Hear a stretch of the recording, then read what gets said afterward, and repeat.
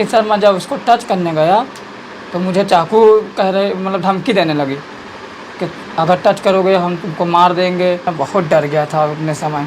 सुहागरात की एक खौफनाक कहानी है यूपी के प्रयागराज की, जहां सुहागरात पर कप्तान निषाद ने जैसे ही अपनी पत्नी के करीब जाने की कोशिश की, सितारा देवी ने तकिए के नीचे रखा धारदार चाकू निकाल लिया और कहा, खबरदार अगर पास आए तो या तो मैं तुझे मार दूंगी या खुद को खत्म कर दूंगी।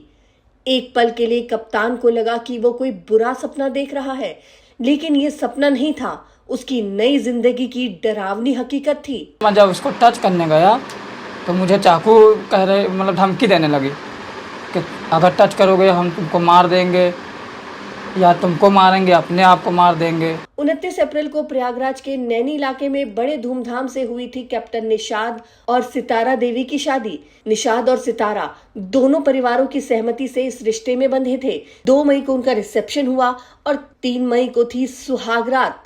लेकिन सुहागरात पर पत्नी का खूनी रूप देखकर कप्तान निषाद सहम गया। नई नवेली दुल्हन सितारा देवी के मुंह से सुहागरात की सेज पर दी गई धमकी से निषाद डर गया।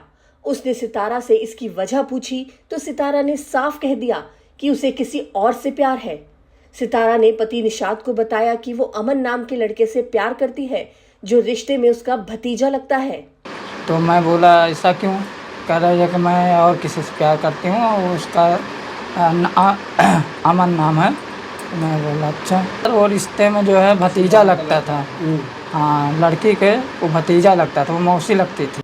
पत्नी की इन बातों और धमकियों के बाद अमन सितारा से दूर रहने लगा। वहीं सितारा भी हर रात अपने साथ चाकू लेकर सोती थी ताकि निषाद उसे छू ना पाए। कुछ दिनों तक ऐसे ही चलता रहा। धीरे धीरे बात जब घर में फैली तो दोनों परिवारों ने बातचीत की और कुछ दिन बाद हुआ समझौता। सितारा ससुराल में रहने के लिए राजी हो गई। कुछ दिन तो वो अपनी ससुराल में रही, लेकिन फिर एक रात वो अपने ससुराल की दीवार फांदकर भाग गई और वहां से वो सीधा पहुंची अपने प्रेमी अमन के पास। निषाद के मुताबिक सितारा हनीमून पर केदारनाथ जाने की भी जिद कर रही थी, लेकिन उसने साफ मना कर दिया था क्योंकि उसके जहन में कहीं न कहीं घूम रहा था इंदौर का राजा रघुवंशी हत्याकांड। निषाद के मन में डर था कहीं उसके साथ भी वही सब न हो जाए जो मेरठ के सौरभ के साथ हुआ और इंदौर के राजा के साथ। उन्हीं दोनों की तरह कहीं सितारा और उसका प्रेमी अमन उसको मारने का प्लान ना बना रहे हों। सही बात ये लग रहा है जो ये राजा रघुवंशी के साथ हुआ है, ये सब सोनम लोग और जो ड्रम में भर दी थी वो सब, तो ये मेरे साथ भी ऐसा कर देते। तब उस दिन मेरे दिमाग में आने लगा। सर मैं बहुत डर गया था उतने समय। 2-3 दिन सर समझ लीजिए साथ में थे कि हमको नींद नहीं आती थी। सर मैं बहुत डर गया था। और शायद निषाद के मन के इस डर ने उसे मौत से बचा लिया।